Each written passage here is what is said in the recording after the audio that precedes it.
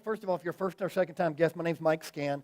I'm the lead pastor of Epic Life Church, and I want to welcome you as we're in week number 2 of a really, really powerful message series. Man, I do this probably about once every 2 years, this message here, series here, called The Sun to Stand Still. It's an amazing book put out by a young pastor. I say he's young.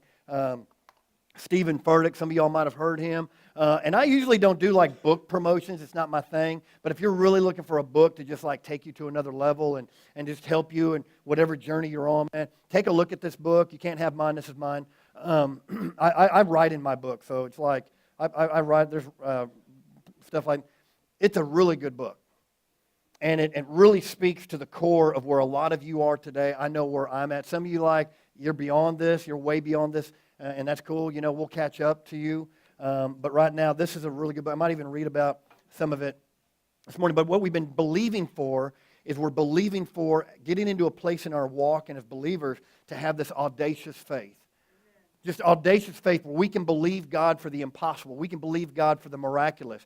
But there are certain things that have to happen within the walk, within our lives, where we can be in a place to do that. And we've been looking at the story of a guy named Joshua. Joshua chapter 10 is really where you'll see this. And it's really a cool story, by the way, because it's the only place in the Bible where a man got up and spoke to the sun and made the sun stand still. And what's crazy about it is Joshua got it wrong, Brett, because the sun doesn't revolve around the earth. The earth revolves around the sun. So that's a miracle in and of itself, right? I mean, that's just too cool. He got it wrong, and he stood up in the midst of a battle because God had promised him that he was going to win this battle. And so in the midst of it, he starts seeing the sun going down, but he knows what God's promise is, so he stands up and he commands. The enemy's on the move. They're leaving. They're running, matter of fact, away from Joshua and the nation of Israel, right? And most of us, that's kind of where we get. We see the enemy on the run and we quit. But that wasn't the promise that God had promised. God had promised and said, hey, look, when you go into this land and you fight these people, you're going to annihilate them. You're going to wipe off every one of them. And I love it because it's going to speak to today's message where we're dealing with purpose and we're dealing with, trying to figure out, what happens, what happens when the sun goes down. See, we're believing that we want to pray for some audacious prayer. We want to believe for God to do the miraculous. But what happens this morning? What happens when it doesn't happen? What happens when you're believing for certain things to happen in your life and they don't happen? What happens when you're praying for your son or your daughter and they never come around? What happens when you're praying for that little baby and they die anyways? Y'all are registering with me. I can sense it. What happens? What happens when you're praying for that job and you get the job and then only to lose it 2 or 3 weeks later and to lose your home? What happens? What happens when the sun sets on what you're believing God for? What then? I want to address that this morning because I'm reminded, man, that a sun stand still prayer is appropriate for any area that is submitted to God's purpose. And that's really what we got to understand, God's purpose. See, this type of praying is not for the weak of heart. This is not a genie in a bottle where you get to rub it and just pray that something good will happen. It's not a Hail Mary, man, Montana and Jerry Rice in the Super Bowl, right? And they just throw that. I had to use them. I'm a 49er fan, by the way. You didn't know that, okay? And they throw that Hail Mary, man, and he catches it in the end zone. We're not talking about praying like this. The type of prayers that we're talking about, man, takes bold obedience. They're not for selfish people. They're not for the super spiritual even. It's for anyone willing to align their life to God's plan. Anyone who is willing to trust God with their life. That's what a sun stand still prayer is for. It's not for the weak. It's not for the timid. It's not for those that are just kind of cruising through life and hoping the best will happen.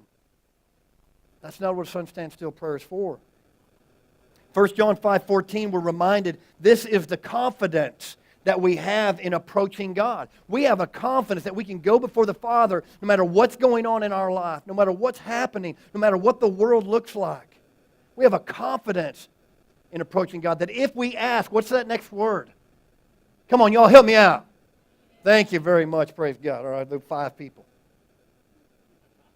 That if we ask anything according to what?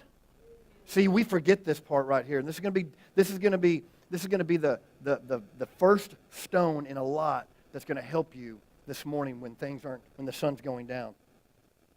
According to His will, He hears us. What confidence, man. See, confidence has a split meaning. It's an interesting word. It's boldness, and it's the ability to speak out with ambiguity. In other words, say what you say, mean what you mean. When you have this confidence, you're able to, Rob and I were in a conversation, and I said, I'm getting to the age where, I actually was talking with someone's mama, I think it was your mama, we were talking about that. You get to a place in your life, right, where you don't mince words anymore. When we were younger, man, we don't really say what we mean. We kind of talk in riddles and poems and all the other stuff, right? But when you kind of get older, you really don't care what people think. And you just that's confidence. I'm not talking about being rude and disrespectful. I'm talking that when you have this confidence, you can go before the Father and believe that He will do what He says He will do. With no doubt, with no fear, with no trepidation, you can boldly go. The Bible says we can boldly approach the throne of grace to receive mercy in a time of need. Boldly being able to have this confidence. Why? Because it's according to His will. We have this ability to go to God and just be real with Him and tell Him what the real need is. The Bible already says that He already knows our needs. This is a sun stand still prayer. This is the movement that we're believing for. I believe every person in this right today, we started last week really, that you can begin a movement in your family. You can begin a movement in your church. You can begin a movement. Why? Because you have this confidence, this boldness that you can go to God and say, God, this is what your word declares. This is what your will is for my life. I'm not taking second steps anymore. I'm taking you at your word. And when you start believing that, you'll start a movement. But you got to have a word. This is the movement we're believing for. Today, I want to continue with that, having a move of God in your life. But it's really important because it's so prevalent right now, today, especially when things are not going in the direction that you were hoping for. It's more important than anything that we make room for God to do the miraculous in our lives. But what happens when it's not going the direction that we were hoping for? As I was preparing this message, I started getting this reoccurring thought about the people in my life who've experienced some of the things that we've just talked about. I have friends in my life. There are people that are in our church today that have lost children. Some multiple children. There's some people here that believe God is God's will for them to have a child, and they can't have a child. There's some people here who are believing for a job, and if they don't get this job, their house, they're going to lose everything, and they lost everything. Everything. How do we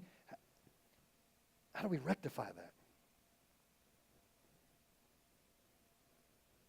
These are people, man, that I covet their faith. Because they're strong believers. From the outside looking in, you'd go, I want to be like them. I wish I had the faith that they had. And then it doesn't work out. See, sun stand still prayers, we set our hopes and our dreams, and all of those have been crashing down. Maybe it was the business owner, who did everything right. What about that person? They put everything, they vested everything into this, and the business didn't make it. I've got pastor friends of mine that are the most genuine men that I've known who started churches only to see them fail. And you go, well, that person just didn't have enough faith. That person wasn't spiritual enough. And that really, I can't stand it when people say that. We're a church that believes our vision for Epic Life is that we're real love, real people. That means that it doesn't mean that we can treat people disrespectfully. It means that we just realize that life happens to us. And I don't want to come to a church where we put these little masks on and pretend everything's okay. Sometimes I need people to go, I know your life is stinking right now, and I know what you're going through. That's what it means to being a real person. And it kind of bothers me sometimes when you watch people, and it kind of eats at us, doesn't it? Where they, no matter what you say to them, everything is like, praise God, God is just doing good. But that it's not. I've met people, well-meaning folks, and when things don't work out, they'll say, well, you're just not praying right. You're just not speaking the word right. You're just not living right. There must be sin. Isn't that what they told Jesus, right? Was it the paralytic child? And they brought him to Jesus, and they said, hey, who sinned? Mom and daddy? Because that's what we think. Oh, they're going through that because there must be sin in their life. But what do you do? This is the question we're going to answer today. Look, what do you do when the sun goes down? How do we reconcile that when we're doing everything we're supposed to be doing and we're doing everything that we've been taught and how to believe, but with what we're believing for simply does not happen? How do you reconcile that together? I want to address this morning. We're going to look at a different passage. It's actually going to take us a little bit away from Joshua. And we're going to look at another guy's life, but I'm hoping you'll get a couple things out of this. It's really powerful. Because here's what I believe. God is moving. And there's a powerful move of God that once we understand the importance of knowing God's will for your life, knowing God's purpose for your life, that sometimes when the sun goes down, even on the most saddened things that us as earthlings, as humans, can possibly think of, that God's moving, even if we don't think He is. We're looking at a guy named Jairus. I like Jairus, because some of you are Jairuses. See, before for the sake of time, I need to give you some backstory. Jairus works in the synagogue. In other words, he's a government official. All right, the synagogue was, or the Sanhedrin and all those were the government officials of this time. Jesus gets off the boat. Jesus just got done preaching one of the greatest revivals ever, talking about the word and sowing seed and all that. It's the time right after he gets off the boat, and the demon-possessed boy confronts him, and Jesus does his spiritual, man, boom, boom, boom, does a 1-2 punch on him, man. He gets delivered, set free. So it's really great stuff, right? So he just gets done with this, and he begins to walk away. And as he's walking away, a guy named Jairus falls at his feet, begging him to come and heal his daughter. Begging him to heal his daughter. And Jesus said, man, get up. Come on, man. People watching. No, he didn't say that. He says, where's she at? She's at home. Let's go. So he gets up. They start walking. And he only invites a couple of his disciples. That's really important. We can preach another message on who you're allowing to walk on your journey with you. Sometimes we need to shut some folks out because they don't need to be on the journey that you're on. But Jairus, man, is on his way. He's got Jesus, and he's already known the reputation that Jesus has, right? And so he's like, man, we're gonna do it, man. He's gonna heal my daughter.